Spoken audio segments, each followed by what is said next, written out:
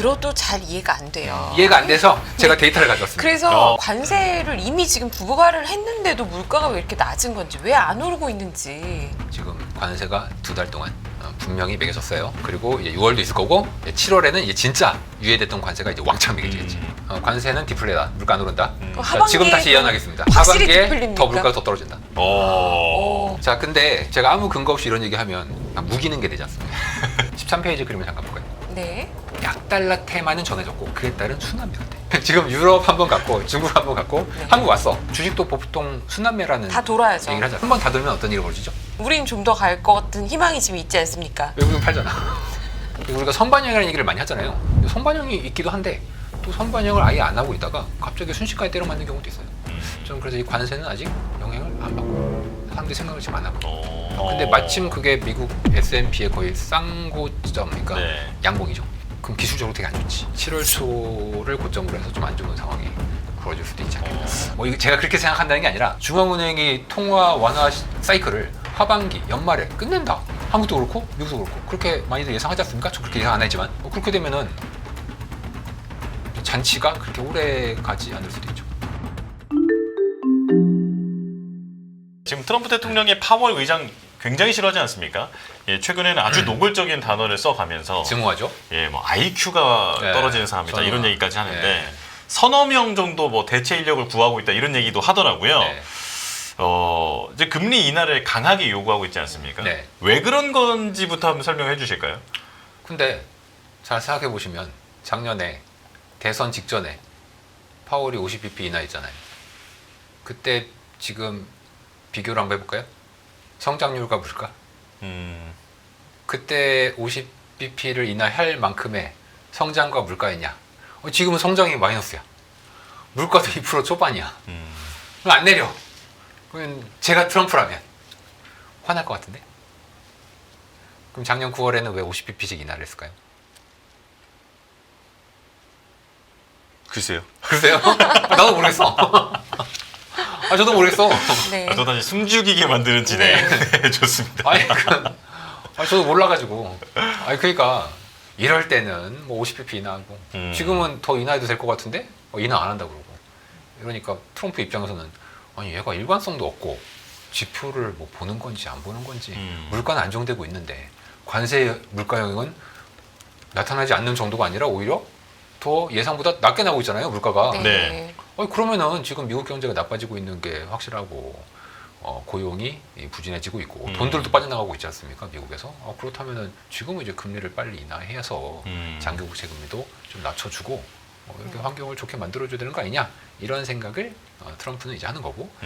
그런데 이제 파월 의장 입장에서는 이거 뭐 모르겠어, 왜 그러는지 잘 모르겠는데, 물론 겉으로 하는 얘기 있고요. 네. 하는 얘기 있고 그 외에 뭐 작년에 그렇게 인하를 대선 전에 했었던 이유와 지금 안 하는 이유는 전 잘 모르겠다. 근데 사실 지금 좀 애매한 점들이 있잖아요. 네. 그러니까 뭐 1분기 경제 성장률은 마이너스였지만 네. 2분기는 또 잘 나온다고 지금 네. 보고 있지 않습니까? 예. 그러니까 경기는 탄탄하다는 주장도 사실은 할 수 있고요. 고용이 약간 나빠지긴 했지만 이 역시 과거에 아주 장기간 평균으로 봤을 때는 실업률 뭐 이제 그래봐야 4.12, 4.2% 네. 이 정도에서는 또 아주 나쁘다라고도 보기도 어렵지 않습니까? 네. 그러니까 지금 못 내리고 있다고 얘기할 수도 있는 거 아닌가요? 아니죠. 지금의 물가, 네. 성장, 실업률을 이제 과거에 그냥 이렇게 자를 대고 한번 이렇게 쭉 그려봐.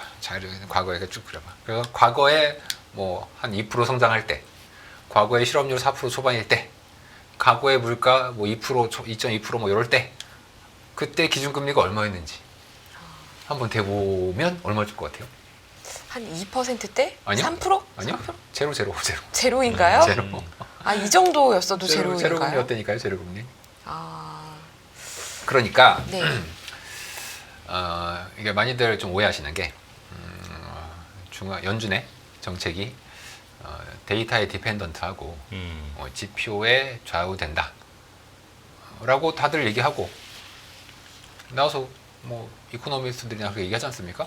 저는 지금까지 일하면서 그런 적 한 번도 못 봤는데. 약간 그 연준이 사람들이 연준이 정치적이냐 아니냐를 마치 대통령의 말을 잘 들으면 정치적이고 이제 안 들으면 정치적이지 않고 뭐 독립적이고 이렇게 생각하시는데 아니라니까요. 연준이 정말 독립적이려면 언론이나 학계, 다른 이코노미스트들이나 혹은 뭐 아이비들의 전망으로부터도 독립적이어야 되겠죠. 그래야 되겠죠. 네. 근데 연준은 보통 과거에도 그렇고 대통령 말보다는 시장, 마켓이 어떻게 평가하는가에 훨씬 민감하게 반응하고 있고 지금도 정확히 그 평가에 좌우되고 있죠. 그래서 우리가 보통 인사권자가 얘기를 하면은 그 말을 들어야 된다 이렇게 생각하는데 전혀 그렇지 않습니다. 뭐 왜냐하면 마켓에서 나를 계속 백업을 하면서 지원 사격을 해주고 있는 한은 파월 의장에서는 계속 뭐 트럼프가 뭐라고 얘기를 하든 말든 그냥 나의 길을 가련다. 근데 마켓에서는 계속 얘기하는 게 와 이제 관세 때문에 인플레가 높대. 관세 인플레. 근데 금리를 내려? 이상하잖아요. 제가 그렇게 생각하는 게 아니고 예. 파월과 시장이 그렇게 생각한다는 거예요. 그리고 교과서에 나와 있듯이 섣불리 금리를 인하하면 뭐가 온다? 인플레가 온대. 인플레이션이 온다. 그렇게 교과서에 써져 있어. 네. 근데 전 지금까지 금리 인하해서 인플레 온 적을 본 적이 없거든요. 뭐 논란은 있지만 네. 이제 뭐 굳이 얘기하자면 코로나 때 제로 금리를 너무 오랫동안 가져가서 네. 결국에는 그게 이제 인플레이션으로 이어졌다 이렇게 생각하는 분들도 있죠. 물론 중간에 전쟁이 없었으면 유가가 폭등하지 않았으면 과연 인플레이션이 그렇게 세게 왔을까라는 생각을 저도 개인적으로 하긴 합니다. 코로나 하지만 전에 많은 사람들이 네. 코로나 기간 동안에 제로 금리를 오랫동안 가져간 것이 네. 결국 아주 높은 인플레이션을 초래했다 이렇게 보지 않습니까? 누가? 시장에서 그렇게 해석하지 않나요? 아니 시장에서요? 신문 보면 다 그렇게 나와요. 신문에요? 어디서 이상한 정보를 듣고 계신 거 아니야 지금? 아니 저희 방송에 나오시는 전문가분들도 그렇게 전문가분들이요? 말씀하시는 분들도 진짜? 있지 않나요? 아, 그럼요. 예, 보도가 그렇게 많이 됐어요. 정말? 네. 네, 아닌가요? 아니죠. 제로 금리가 영향이 없을까요? 제로 금리는 코로나 전에도 10년 동안 했는데 네. 유럽은 마이너스 금리 했잖아요. 그때는 안 왔잖아. 맞아요. 마이너스 금리로 간 유럽 국가가 꽤 많이 있었죠. 네. 그런데 안 그 왔잖아요. 국가들이 인플레이션이 일어나지 않았죠. 지금 스위스는 제로 금리인데도 인플레 안 오고 있잖아요. 네. 그리고 아니 제로 금리 때문에 코로나 인플레가 왔다고요? 아니 지금 나오는 뭐 논문도 있고 뭐 저의 생각도 그렇고 코로나 인플레이션의 원인은 미국 정부가 대규모로 현금 살포를 해서 사람들 주머니에 돈을 꽂아줬고 그것과 뭐 저는 그렇게 생각하지 않지만 공급망 교란이 같이 왔다. 네. 근데 공급망 교란은 사실 코로나 때 현금 살포를 한 거의 결과죠. 결과. 뭐 셧다운을 이제 하면서 공급망이 온 것도 있고. 이 두 개가 인플레 원인이다 이렇게 얘기하지. 중앙은행이 저금리를 너무 오래 해서 코로나 때 인플레가 왔다? 전 처음 듣는 얘기인데. 제가 예상한 건가? 제가 예상한 겁니다. 뭐 제가 예상한 것 같아요. 근데 그게 좀 뭐 시간이 길어지다 보니까 네. 그런 요인들이 좀 복합적으로 섞여서 예 그렇게 해서 이제 그냥 네. 이제 전반적인 분석이 좀 나왔던 것 같아요. 네네네. 그러니까 저는 중앙은행의 초완화적인 정책이 인플레를 가져오기 위해선 굉장히 중요한 전제 조건. 즉 수요가 매우 탄탄하다. 수요가 매우 탄탄한데 그냥 지금 뭐 하다가 뭐 돌불에 걸려서 넘어져가지고 지금 못 일어나. 그럴 때는 중앙은행이 도와줘서 하면 얘가 또 달릴 거 아니에요. 그럴 때 인플레가 와. 하지만 이미 그러한 시기는 아주 오래전에 끝났어. 아주 한 20, 30년 전에 끝났고 지금은 더 이상 모든 뭐 미국도 포함해서 미국이 그나마 낫지만 뭐 한국도 그렇고 다들 경제 전체가 노령화돼 있어서 혼자 잘 못 뛰어요 기본적으로. 그런 상태에서는 아무리 중앙은행이 저금리를 하고 완화적인 정책을 해도 인플레가 오기가 쉽지가 않아요 이럴 때는. 근데 대부분의 경제 교과서들은 그 옛날에 사람들이 애 많이 낳고 성장하던 시기에 써져 있었으니까 그거에 맞게 교과서는 저금리가 인플레를 가져온다라고 이제 얘기를 하기 때문에 다들 그렇게 이제 알고 계신 네. 거지만 저는 보는 관점이 굉장히 다릅니다. 왜냐하면 뭐 제가 특이한 걸 수도 있겠지만 저는 역사의 흐름 그리고 우리는 인문학을 하는 거기 때문에 뭔가 물리학을 하는 게 아니지 않습니까? 수학도 아니고 인간에 대한 이해, 인구 이러한 이 구조화에서 이제 소비에 대한 욕구를 이해해야 통화 정책이 경제에 미치는 영향을 우리가 알 수 있다. A니까 무조건 B다 이런 건 없어요 인문학에. 그러면요. 지금 팀장님 보시기에는 네. 금리를 연준이 인하를 왜 안 하고 있다고 생각하십니까? 지금 인하를 해도 인플레이션은 쓸데없는 걱정이라고 보시는 것 같아요. 그런데 그렇게 보는 사람은 저랑 트럼프밖에 없어. 그래서 트럼프도 인플레이션 올 리가 없다. 트럼프도 사실 이렇게 생각하는 겁니까? 저보다도 트럼프의 정확한 뷰는 그 트럼프와 트럼프의 참모들의 전반적으로 걔네들도 관세하면 인플레라는 걱정을 했어요. 네. 왜냐면 걔네들 문서들을 보면 다 그렇게 나와 있어. 다만 2018년의 사례들을 봤을 때 인플레 걱정이 그렇게 크진 않았다. 혹은 따르게 눌러놓을 수 있다. 이렇게 얘기를 하지. 관세가 인플레를 불러오지 않다거나 디플레를 가져온다? 이건 저 혼자만의 생각인 거고 트럼프 참모조차도 뭐 일반 경제학자들은 뭐 걔네들 볼 것도 없어. 걔네들이 네. 무조건 관세 인플레야. 볼 것도 없고 심지어 관세를 추진한 트럼프의 참모들조차도 트럼프조차도 관세를 하면 그래도 인플레라는 게 생기지 않나? 이거 우리가 정책을 이렇게 계속 추진을 해도 돼? 할 때 이제 그걸 이제 어떻게 이 부작용이죠. 인플레라는 건. 그 인플레를 어떻게 완화시킬 거냐로 초점이 맞춰져 있지. 걔네들조차도 저를 참모로 뽑아줬으면 제가 가서 얘기를 크게 했을 텐데 제가 영어를 못하니까. 그 참모들조차도 그렇게 트럼프도 그렇게 생각해요. 그래서 트럼프도 관세가 인플레라고 생각을 해요. 근데 데이터가 아직 그렇게 안 나오고 있잖아. 네. 4월 5월 데이터가 인플레는커녕 분명히 관세 매겼는데 디플레이션으로 이렇게 나오잖아요. 그걸 보니까 트럼프 입장에서는 그거 봐라. 봐라가 아니지. 관세 인플레 별로 없는데? 그러면은 파월은 지금 당장 금리를 내려도 되는 거 아니야? 근데 이제 그 생각이 있는 것 같아. 관세라는 게 경제에 부정적으로 작용한다. 근데 이거는 사실 이견이 없죠. 저도 그렇게 생각해요. 그러니까 트럼프 입장에서는 이 관세의 부정적인 충격을 완화시키기 위해선 그리고 이번에 상당한 예산 삭감이 좀 이루어진 게 있었잖아요. 뭐 메디케어 쪽이나 네. 이제 저소득층에 대한 지원 쪽은 이제 저는 이제 오빠법이라고 하는데 원빅 법안. 그 법안에서 네. 그 법안에서는 굉장히 이제 감세는 있지만 이제 지출에 대해서 이제 삭감하는 것도 있단 말이에요. 그렇다면 이거 경제에는 저소득층의 소비가 준다. 그렇다면 금리 내려라. 여건은 됐다. 정부가 더 이상 현금을 살포하지 않기 때문에 이 수요 압력에서의 인플레이션은 없다. 실제로 해당 데이터들이 나타나고 있고 그러니 금리 내려도 되지 않냐. 이건 이제 트럼프의 생각인 거고 이제 저의 생각은 거기서 하나 더 나가죠. 오히려 관세가 디플레이셔널이한 압력을 일으키고 있기 때문에 오히려 저는 뭐 금리를 인하해도 큰 문제는 없을 것이다. 그러면요, 그 관세가 인플레이션 요인이 아니라는 말씀은 지난번에 출연하셨을 때도 말씀을 해주셨지만 들어도 잘 이해가 안 돼요. 이해가 안 돼서 제가 데이터를 가져왔습니다. 그래서 네, 물가가 왜 이렇게 관세를 이미 지금 부과를 했는데도 물가가 왜 이렇게 낮은 건지 왜 안 오르고 있는지 또 심지어 설명을 좀. 디플레가 온다. 네. 예, 과거에 또 계속 그렇게 말씀해 오셨기 때문에. 저 저 같은 사람들 전 세계에서 위해서 작년부터 저 혼자 아니 저 같은 사람들이 아니라 다 그래. 다 이렇게 생각하고 이게 있어요. 정상이에요. 이게 정상이고 제 기준엔 제가 정상인데 뭐 미친놈이 자기가 미친지 모르니까 네, 저는 뭐 미쳤어요. 네, 자, 물가가 왜 안 오르는 겁니까? 자 지금 데이터가 지금 나오고 있죠. 네. 4월 관세 5월 지금 관세가 2달 동안 분명히 매겨졌어요. 네. 그리고 이제 6월도 있을 거고 7월에는 이제 진짜 유예됐던 관세가 이제 왕창 매겨지겠지. 한국이 뭐 한 30% 떼어놨겠죠. 자 그러면은 일단 4월 데이터가 나왔을 거 아니에요. 근데 인플레가 안 왔어. 오히려 예상치보다 낮게 나왔죠. 자, 그거에 대해서 혹시 제가 뉴스를 잘 안 보거든요. 예. 다른 사람 의견을 제가 거의 안 보는데 혹시 사람들이 그거에 대해서 뭐라고 얘기하죠? 왜 그때 인플레가 4월에 안 왔죠?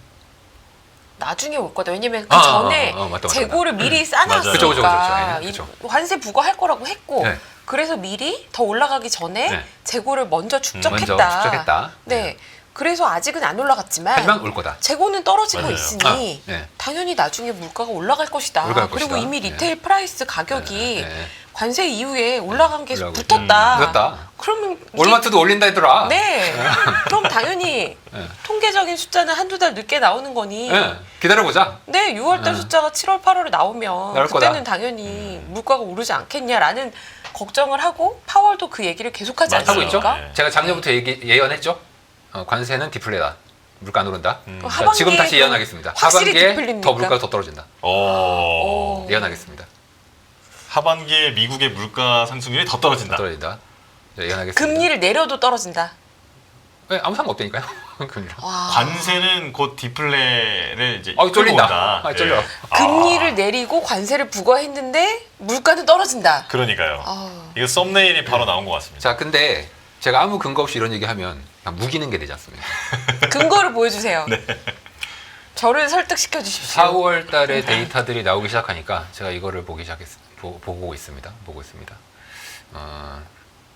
13페이지 그림을 잠깐 볼까요? 네.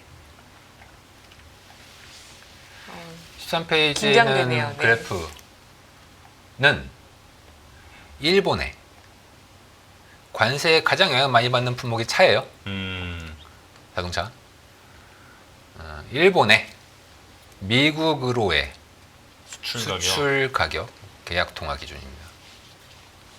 빨간색이 미국. 수출 물가라는 게 있죠. 네. 우리가 얼마의 가격으로 해당 국가에 수출했냐. 자, 일본이 보시면 빨간색이 일본의 자동차가 미국으로 수출되는 가격을 2020년을 1월을 100으로 놓고 쭉 그린 겁니다. 보시면 지난 4, 5월에 20% 떨어졌어요. 네. 차 가격이, 수출 가격이. 일본 차만 가격 할인을 한 건 아닙니까 혹시? 왜 이런 건가요? 그래서 일본이 바겐세일 아닙니까? 유럽향 수출을, 제가 그래프를 오늘 빼먹었는데 유럽향 수출은 이렇게 떨어지잖아요. 그냥 횡보. 좀 이따 좀 더 중요한 얘기를 할 수 있겠지만 아무튼 북미향 관련된 가격은 어마어마하게 할인을 해서 미국의 소매 가격에 영향을 주지 않는 만큼 할인을 했습니다. 자동차가. 네. 이거를 지금 누가 보고 있는지 모르겠지만 이 데이터는 이코노미스트들이 만약에 본다면 엄청난 충격을 받을 수밖에 없는 데이터겠죠. 지금 보시면 만약에 올해 초에 선수입을 했다면 올해 초에도 물가가 좀 올랐었어야 되거든요. 이 그래프를 보시면. 그렇죠. 그런데 올해 초부터 오히려 전반적인 물가는 상승세가 꺾이는. 이거는 이유는 뭐냐? 뭐 저는 수요 둔화 때문일 것이다라고 생각하지만 뭐 아무도 이유는 정확히 모르겠죠. 하지만 저는 수요 둔화 때문으로 봅니다. 코로나 때는 많이 올랐죠. 쭉쭉 올랐어요. 즉 우리가 여기서 볼 수 있는 건 4, 5월의 관세가 네. 당시에 그 관세를 명목적으로 내는 사람은 수입 업체가 내요. 관세를 명목적으로 내는 사람은. 그러면 수출 업체한테 누가 관세를 떠안을 거냐 하는 건 가장 쫄리는 애가 떠올랐겠죠. 그렇죠. 그 수많은 공급망에서 네. 최종 소비자한테 갈 거고, 뭐 오토 자동차 생산 업체가 있을 거고, 중간에 수출 상수입 창이 이렇게 쭉 있을 거 아닙니까? 그 중에 제일 쫄리는 애가 가격 부담을 하겠죠. 이 관세에 대한 부담을. 만약에 그 관세 부담을 전부 다 수요자인 소비자가 한다. 그러면 CPI가 오르겠지. 그렇죠. 당연히. 그런데 지금 이 그림이 보여주고 있는 것, 그리고 4월, 5월에 미국의 물가가 보여주고 있는 것은 정확히 소비자가 아니라 중간 관리자, 중간상. 지금 여기서 말하는 건 뭐 수출 상일이 됐을지, 일본의 제조업체가 됐을지, 그것까지 제가 확인은 오늘 할 수 수출 물가니까 네. 그것까지는 확인할 수 없지만 분명히 누군가, 미국이 아니라, 미국 수요자가 아니라 일본에 있는 누군가가 수출 가격 자체를 까서 관세를 흡수하고 있다는 얘기입니다. 지금 시청자분의 댓글입니다. 빠방님인데요. 네. 저도 이거를 질문을 드리고 싶어요. 지금 누군가 쫄리는 사람이 흡수한다고 하셨잖아요. 네. 자기를 희생해야죠. 네. 내가 지금 시장에서 안 팔릴 것 같은데. 안 팔릴 것 같으니까. 네. 그러면 일본 차는 인기가 떨어져서 일본 차 하면 가성비 경쟁이 있어야 되는데 네. 지금 관세고 뭐고 간에 여기서 가성비를 잃으면 네. 시장 점유율을 잃게 되니까 네. 울면서 그랬다 치자 이거죠. 네. 그런데 예를 들면 애플 네. 가격 더 올린다고 하잖아요. 네, 지금 네. 17 나오면 더 올라갈 거라고 시장에서 지금 생각하고 있는데 네. 그러면 결국에는 시차를 두고 센 놈들은 더 올리고 조금 이렇게 일본 자동차 인기 없는 거 조금 못 올린다. 그럼 전체적으로는 올라가는 방향 아니겠습니까? 그거 이제 앞으로 봐야죠. 네. 앞으로 봐야죠. 약한 데서 움직이는 거는 전체 시장에 미치는 영향이 좀 적지 않나라는 게 저의 질문입니다. 1등이 가격을 올리면. 자동차라는 것은 결국 모든 수요자들이 영향을 받는 굉장히 큰 항목이지 않습니까? 네. 어마어마한 부품이 들어가야 되고 경제에 아주 중요한 비싼 물건들이니까. 그래서 자동차를 제가 오늘 이제 예로 이제 가져온 거고요. 일단 기업들이 우리 관세 압력에 의해서 가격을 인상할 거예요. 저는 그런 얘기는 사실 안 믿어요. 저는 누가 뭐라고 하잖아요. 안 믿어. 행동을 봐. 실제 그렇게 하는지. 이건 말은 그렇게 할 수 있어. 뭐 정치인들 압박해서 혹은 뭐 언론에 그렇게 흘리려고. 그래서 저는 행동 그냥 말하면 그냥 그러려니 그러려니. 그리고 사실 그 지난 4, 5년 동안 미국의 소비자들은 심리가 굉장히 안 좋았어요. 근데 소비를 또 잘해. 심리가 안 좋은데 소비를 왜 해? 이상하지 않아요? 그러니까 사람은 말을 믿으면 안 돼. 이 행동을 봐야지. 행동. 네. 그러니까 지금 보는 건 이 데이터는 정확히 행동을 보여주고 있죠. 자, 그리고 제가 그래서 늘 말씀을 드리는 게 가격을 인상을 해서 좋을 거였으면은 왜 관세 전에 아이폰 100만 원에 팔지 말고 아이폰을 1000만 원에 팔면 되잖아. 네. 극단적이신 것 같아요. 그냥 극단적인 예를 들어야 예. 제가 이해할 수 있기 때문에 그래요. 네. 저 그럼 아이폰을 1000만 원에 팔아요. 예를 들어서. 그런데 왜 애플이 아이폰을 1000만 원에 안 팔까요? 안 팔았을까요? 이제 간당간당하게 살만한 최저점을 찾아서 그쵸. 가격을 계속 인상하고 있지 않습니까? 바로 그거예요. 네. 바로 그거. 그러니까 간당간당하게가 100만 원이었던 거야. 네. 애플 입장에서는. 더 정확하게 얘기하면 100만 원에 애플 아이폰을 팔았을 때 애플의 수익과 매출이 극대화된다. 네. 그 얘기잖아요. 똑같은 얘기. 좀 어려운 얘기를 했어요. 어려운 얘기로. 그럼 왜 1000만 원에 안 팔아? 1000만 원에 팔면 사람들이 안 사겠지. 그렇죠. 뭐 못 사는 거겠지만. 네. 그럼 못 사면은 1000만 원에 팔면 P는 올라가지만 Q가 훨씬 크게 감소할 수 있으니 P 곱하기 Q를 한 전체 물량은 100만 원일 때보다 오히려 감소한다. 네. 애플의 매출과 수익이. 그래서 1000만 원에 안 파는 거잖아요. 자, 그럼 우리는 제가 극단적인 예를 들었지만 비슷한 얘기를 한번 들어보죠. 애플이 아이폰을 100만 원에 팔았을 때 매출과 수익이 극대화예요.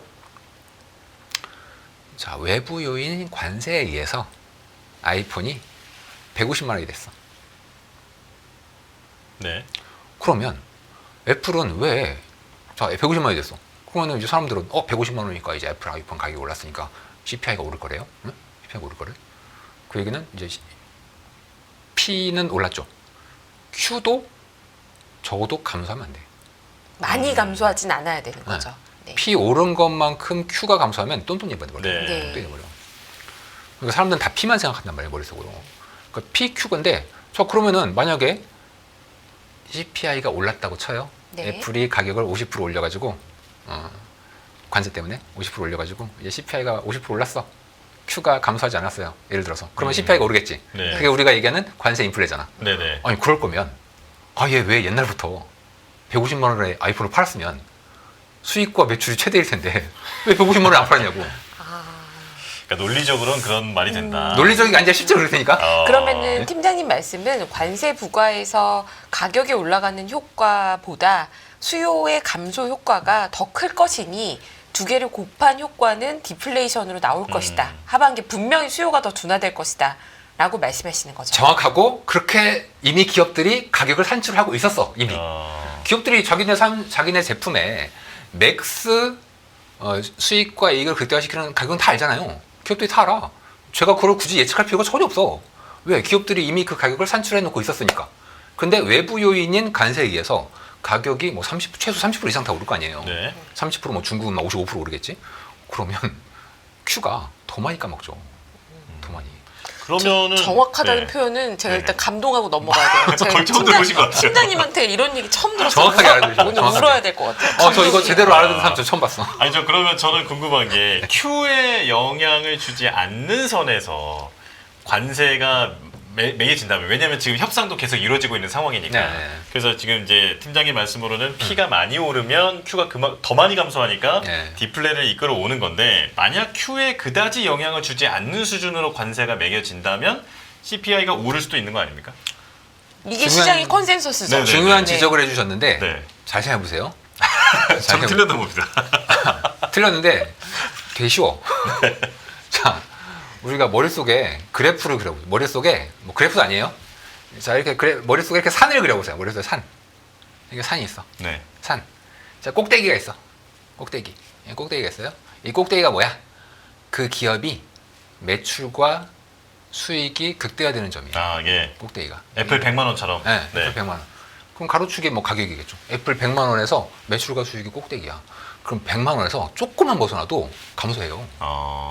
그러니까 그거를 이미 기업들이 다 알고 있다고. 기업의 프라이싱 가격 결정 능력을 거의 최적점으로 네. 맞춰놨다. 네, 이미 기업의 그게 자유시장 능력이. 아닙니까? 자유경제 시장. 근데 관세는 그거를 어그러뜨리는 거죠. 예. 그럼 이걸 여쭤볼게요. 7월 초에 지금 상호관세 유예가 종료될 예정이지 않습니까? 요건 예정대로 종료가 될까요? 어떻게 될까요? 시장에 미치는 영향 지금 어떻게 협상한 보십니까? 나라가 어디가 있죠? 영국? 지금 네. 영국. 그 이후에 뭐가 없네요. 없어. 아니 그 관세 예. 리스트에 막 뭐 2, 30개 있었잖아요. 네. 근데 영국은 대미 무역 적자국이에요. 그러니까요. 예. 그래서 쉽게 됐다. 예, 그러니까 지금 다른 나라 뭐 나온 거 없잖아. 그러면은 지금 7월 9일까지 지금 며칠 안 남았어요. 네. 지금 2주 남았어. 그런데 지금 아무런 소식이 안 들리고 있잖아요. 아, 물론 뭐 2주 사이에 막 갑자기 화라락 이제 발표가 될지는 모르겠는데 그렇죠, 예. 뭐 얘기 들은 거 있어요? 전혀 이거 뉴스에 못 한 번 더 보겠는데. 유예시킬 가능성은 어떻게 보세요? 한 번 더? 네. 7월 9일에서 한 번 더. 지금 너무 얼마 안 남았으니까요. 어휴, 그런데 그렇게 한 번 더 하면 협상이 안 되고 있다는 시그널링이 될 것 같은데? 근데 또 핑계도 있을 수 있잖아요. 중동 거기에 내가 신경 네, 쓰느라. 이란 지금 네. 네. 뭐 12일이나 전쟁했는데 내가 신경 쓰느라 못 봤다. 그 중동이 우선이다 지금. 타코 아세요? 네. 타코? 아, 알죠. 예. 타코. 트럼프는 언제나 도망간다. 트럼프가 그걸 듣고 분노했어. 트럼프 치킨 아웃 한다고. 예. 치킨 아웃. 네? 겁먹는다고. 7월 9일에서 한 번 또 겁먹으면 사람들이 에이 타코. 타코. 아니 뭐 그럴 수 있지. 이렇게 그럴 수 네. 있는데 저는 개인적으로는 여기서 또 물러선다고? 그러면 정말 타코가 될 것 같은데요. 물론 뭐 이연이 되면은 또 이제 한번 뭐 8월 9월까지 또 한번 우리가 불확실성에 넘어가고 있는데 저는 제일 의문인 게 왜 7월 9일에 우리나라가 거의 30% 넘는 관세를 때려 맞을 거고 뭐 중국도 50% 지금 이미 거의 확정된 게 55%지 않습니까? 그리고 대부분의 나라가 기본 관세는 막 10% 이상씩 다 맞고 있잖아요. 맞을 그렇죠. 거잖아요. 네. 네. 근데 왜 조용하지? 그 이해가 안 가요. 그게 이제 트럼프의 협상 방식이 뭐 효과적이다 이런 분석도 있잖아요. 큰 충격을 주고 이후에 좀 깎아주는 느낌이다 보니까 그런가 그러면은- 보다 하고 넘어가는 거 아니냐. 그러면 이제 다른 나라들이 야, 우리 이제 뭐 어느 정도 협상하기로 했어요. 뭐 우리 지금 협상 이렇게 되고 있어요. 뉴스가 나와야 되거든. 제가 외신을 진짜 많이 보거든요. 네. 안 나오고 있어. 안 나와. 아, 우리나라뿐만 아니라 안 다른 나와. 나라도. 지금 우리나라뿐만 아니라 아무 나라도 지금 안 나와요. 우리나라에 뭐 잠깐의 뭐 리더십이 잠깐 네. 뭐 비어 있었고 뭐 이런 게 그래도 우리는 뭐 변명이 되는데 다른 나라도 뭐 트럼프랑 협상이 어떻게 되고 있다는 얘기가 거의 안 나오고 있어요. 일본은 어떻습니까? 일본도 안 나오고 있어. 아, 일본도. 그러면 그냥 어떻게 보면은 관세 유예는 한 번 더 유예된다라고 시장에서 보고 있는 건 아닐까요? 트럼프가 이미 물러섰다. 타코 얘기가 나올 때 이미 트럼프 기분은 나빴겠지만 예. 어쨌거나 그 이후에도 물러나는 트럼프도 딱히 무슨 말을 안 하는 걸로 봐서는 네. 그냥 약간 관세 자체에 대해서는 힘을 좀 빼는 게 아닌가. 만약에 그렇다면 네. 만약에 그게 맞다면 네. 7월 9일에 유예가 안 되면 큰일 나는 거죠. 그렇죠. 예. 그렇죠. 네. 큰일 나는 거죠 정말. 그럼 그럴 가능성이 높다고 더 보시나요? 뭐 이게 저는 정치에 대해서는 그렇게 예측하기가 어렵다. 반반이다. 너무 피해가는 건가요? 아, 그러면은 네. 이렇게 질문 드릴게요. 네. 팀장님께서 보시기에는 네. 왜 각국이 이 미국과의 관세 협상에 대해서 상대적으로 조용하게 느껴지는가? 그 이유는 뭐라고 보십니까? 시장에 관심이 없는 것 같아요. 음, 관세에 대해서. 그 제가 이제 지금까지 한 25년 동안 금융시장에 있어 보면서 느낀 게 시장은 한번 쳐다보잖아요. 그럼 그 다음부터는 자기 머릿속에 어마어마한 스토리와 뇌내망상을 막 만들어서 가면서 굉장히 불안해. 그런데 그러다가 이 머릿속에서 이게 사라지잖아? 그럼 그 다음부터는 딴 거 하느라고 신경이 막 쓰지. 뭐 이란 뭐 이런 것도 있고 네. 여러 다른 뉴스들이 이제 많이 있지 않습니까? 그러다가 이제 뉴스가 이제 팍 나오잖아요. 그때 또 신경을 써. 그래서 우리가 선반영이라는 얘기를 많이 하잖아요. 근데 선반영이 있기도 한데 또 선반영을 아예 안 하고 있다가 갑자기 순식간에 때려 맞는 경우도 있어요.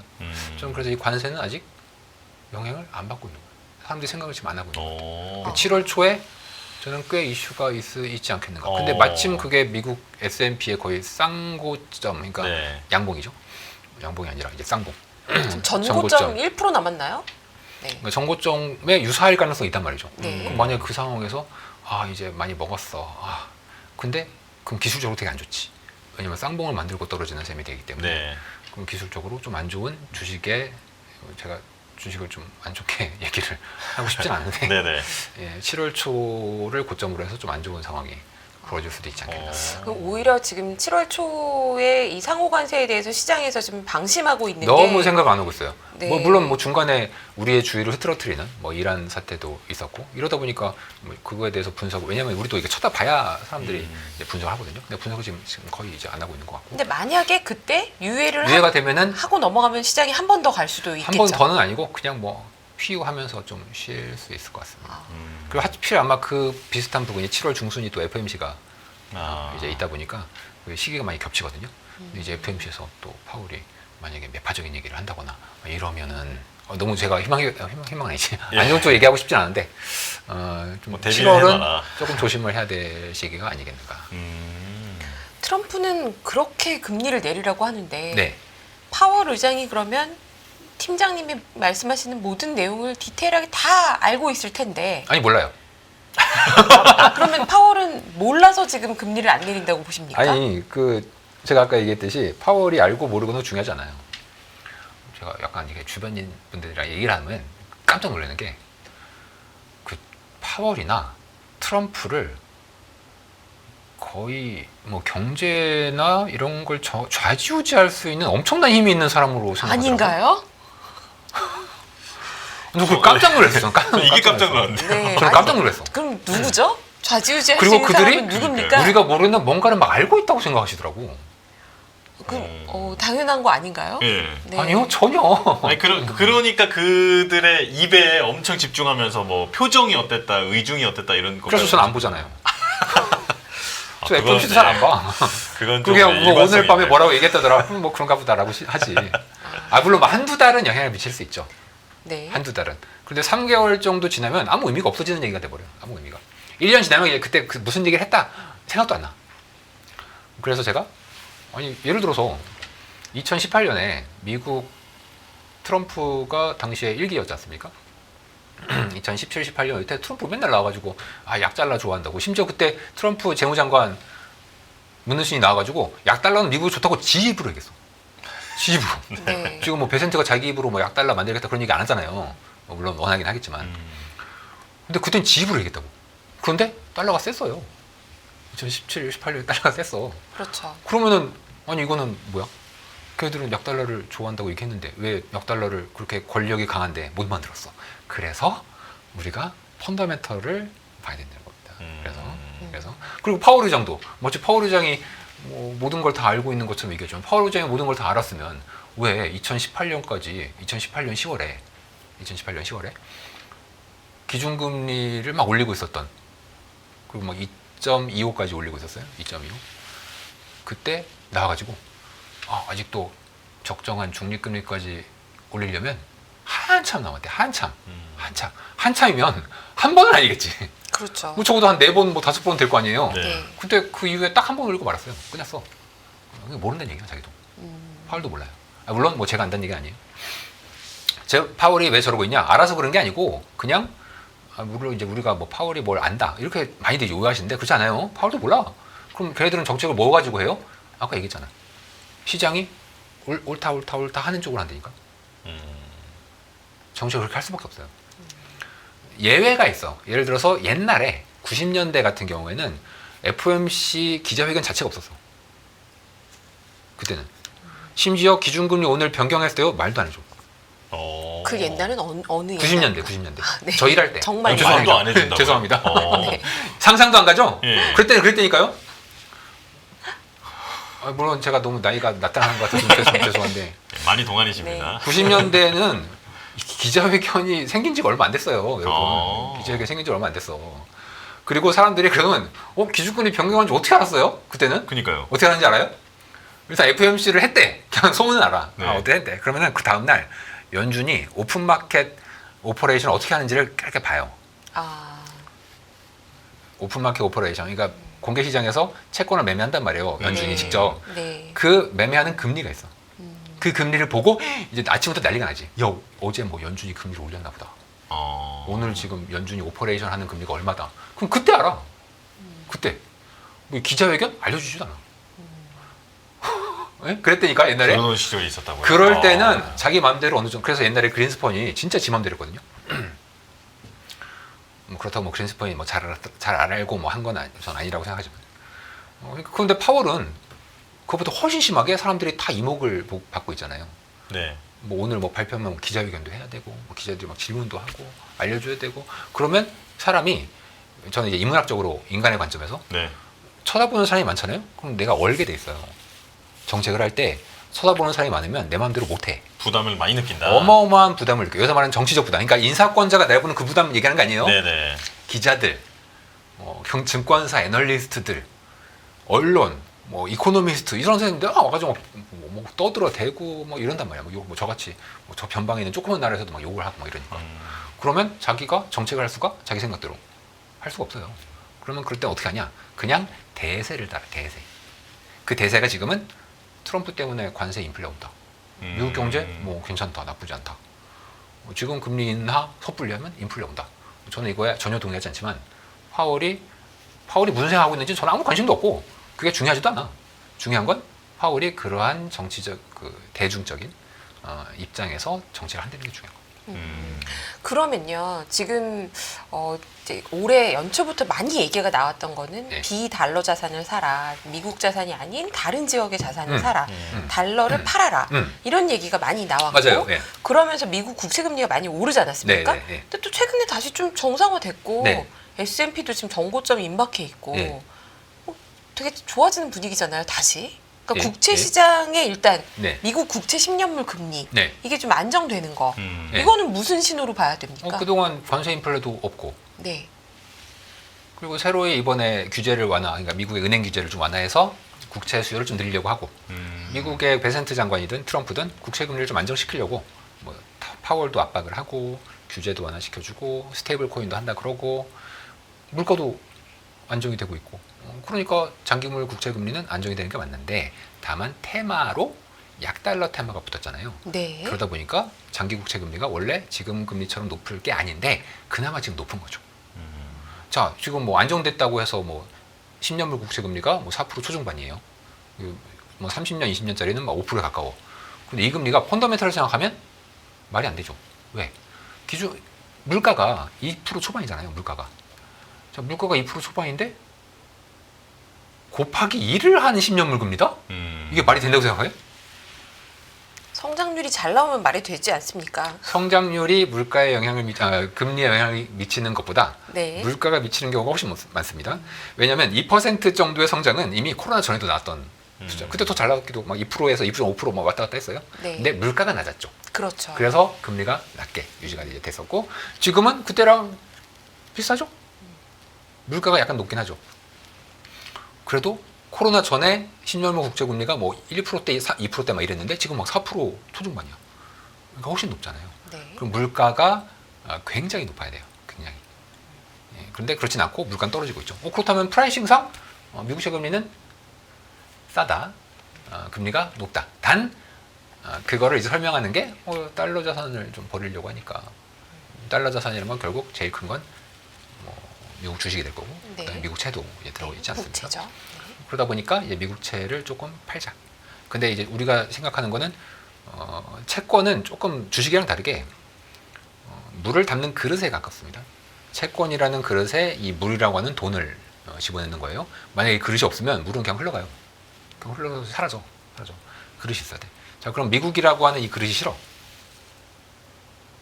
달러가 뭐 약해지고 미국이 폐악질 해가지고 이제 달러의 패권이 약해진대. 뭐 그렇다 쳐요. 뭐 저는 동의하지 않지만 그렇다 쳐. 그럼 이 물을 어떻게 할 거예요?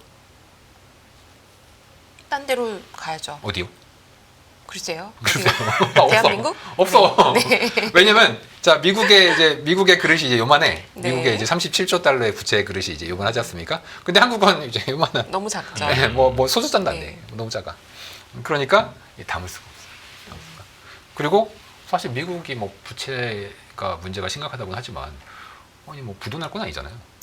그러면 뭐 미국은 걱정할 게 없네요. 뭐 걱정은 하는데 다만 네. 프라이싱을 네. 장기물에는 좀 금리를 높이는 쪽으로 하죠. 왜냐면 그릇에 이제 물을 담는데 요 그릇에 단기채를 살 거냐 장기채를 살 거냐는 선택할 수 있어요. 네. 근데 단기채를 사면 돼.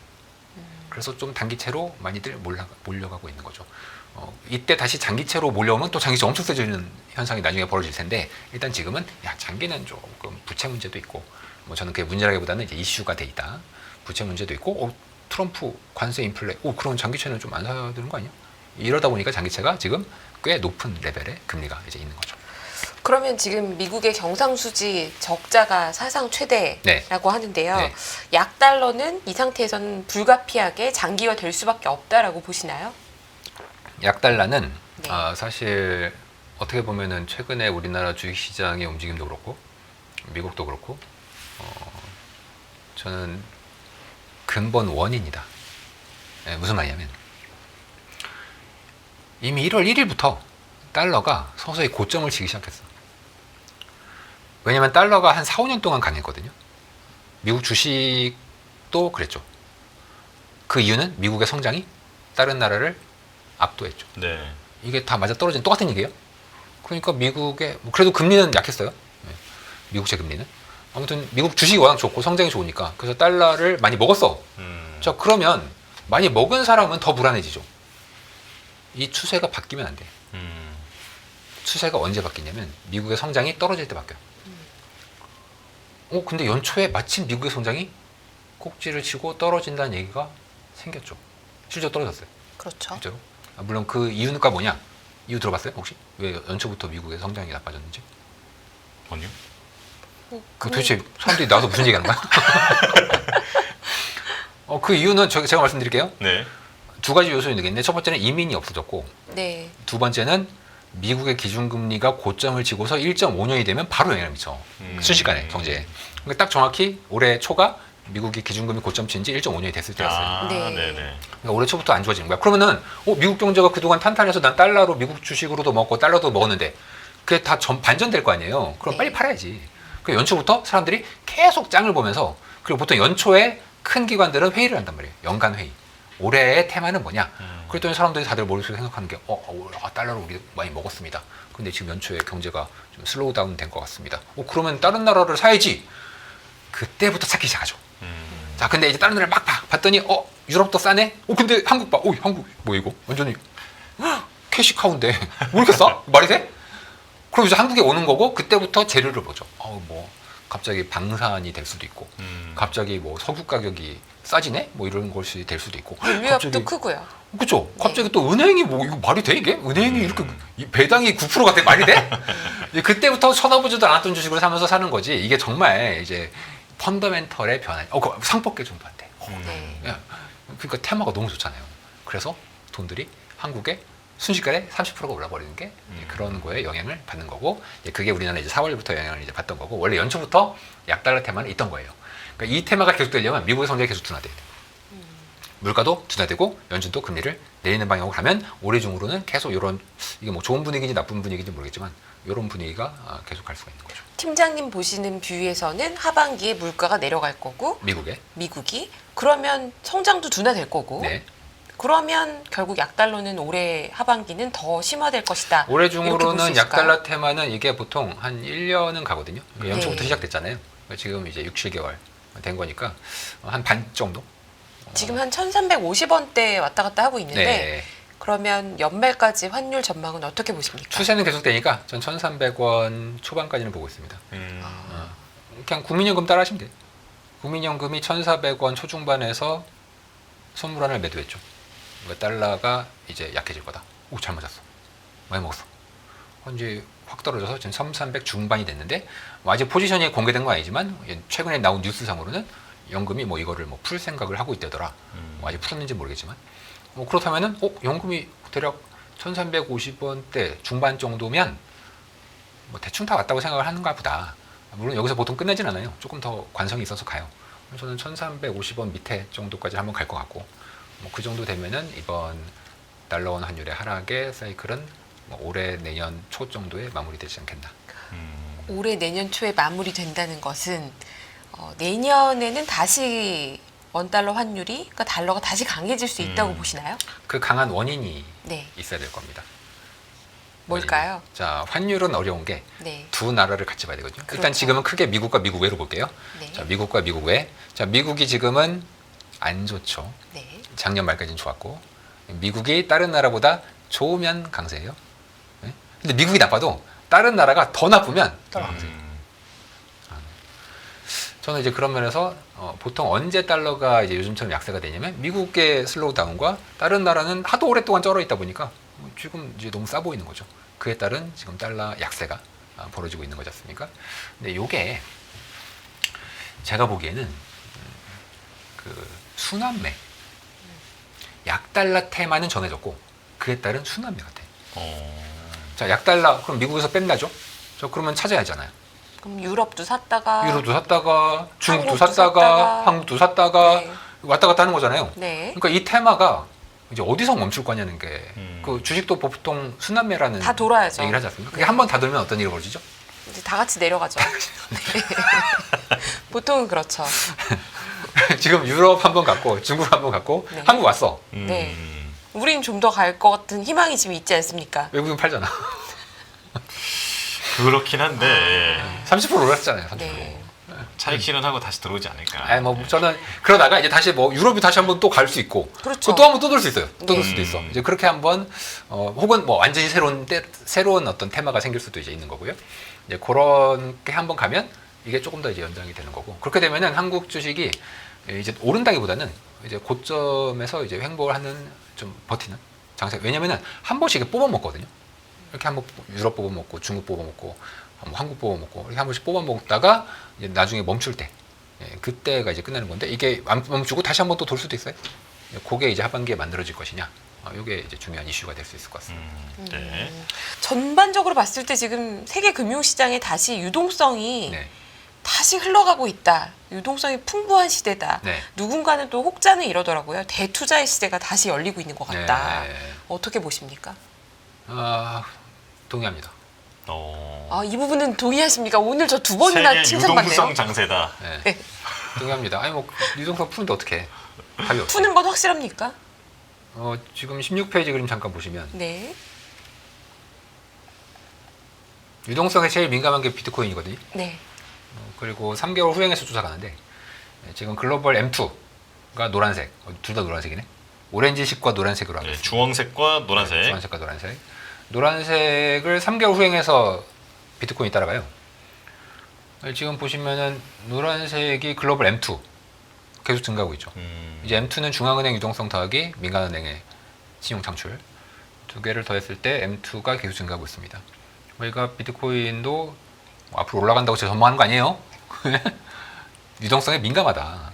그럼 비트코인이 올라가면 올라가겠네요. 비트코인이 올라가면 뭐 주식이든 뭐 근데 이 채권이든 과거에 이 일치하는 수준을 보면 뭐 거의 뭐 불보듯 뻔하게 올라가는 것처럼 아니지. 보이는데. 제가 여기서 여러분들을 조심하라고 얘기하는 건 그래프가 2년밖에 안 돼요. 그 전에는 막 그렇게 또 맞지 않았어요. 아 그래요? 네. 아. 제가 원래 그래프 볼 때 조심하셔야 돼요. 네. 사람들이 다들 딱 맞을 때만 가져와. 저도 맞을 때만 가져온 거예요. 아 근데 이게 또 너무 잘 맞으니까. 너무 잘 맞. 그러니까 이게 사람 혹하기 쉬운 거야. 아니, 당분간은 좀 맞겠네요. 네. 그럴 가능성이 매우 높네요. 이 코릴레이션이 유지가 된다는 가정이 필요해요. 아 예. 가정을 너무 쉽게 하시면 안 돼요. 어. 가정은 언제든지 깨지는 거예요. 자, 다시 한 번 말씀드리지만 비트코인에 전망하는 거 아니에요. 네. 자, 이렇게 되면은 보통 대부분의 가격들이 오르게 돼 있어요. 뭐 그게 채권이든 주식이든 뭐 비트코인이든.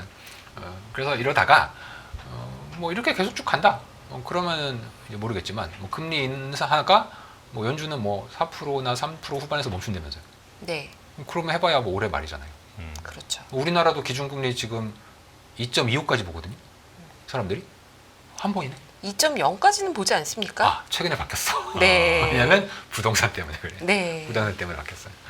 그러면 뭐 부동산이 유동성에 또 민감하니까요. 그렇게 되면 이제 중앙은행이 뭐 이거 제가 그렇게 생각한다는 게 아니라 중앙은행이 통화 완화 사이클을 하반기 연말에 끝낸다. 한국도 그렇고 미국도 그렇고 그렇게 많이들 예상하지 않습니까? 저 그렇게 예상 안 했지만 그렇게 되면은 이제 잔치가 그렇게 오래 가지 않을 수도 있죠. 그러면 지금 시점에 네. 포트폴리오 어떻게 가져가야 되는지 마지막 조언을 주시고 가셔야 될 것 같습니다. 저는 7월에 관세가 있으니까 좀 조심하자. 그리고 FOMC도 7월에 있는데 파월이 막판에 깽판 부리면서 감히 나를 지명 안 하다니 이럴 수 있으니까 7월은 조금 위험 자산에 대해서는 조심하자. 아. 그리고 저는 하반기에 물가의 안정, 관세에도 불구하고 보고 있지 않습니까? 그렇다면 채권은 여전히 밸류가 물론 최근에 금리가 좀 떨어지긴 했지만 근데 국내 금리는 또 올랐거든요. 네. 그래서 지금 국내 금리 매력도가 조금 더 올라온 것 같습니다. 그래서 국내 금리, 미국채 포함해서 꾸준히 매수를 하시면 괜찮지 않겠나 싶고 환율은 하반기에 혹은 내년 초까지는 아래쪽 방향. 난 그걸 먹겠다 하면 따라가시고요. 나는 그러면은 원 좀 길게 보니까 원화가 강해질 때 환전을 달러로 좀 해놓겠다 하시는 분들은 서서히 달러로 환전을 하셔도 되고 그렇게 저희들은 그림을 좀 그리고 있습니다. 알겠습니다.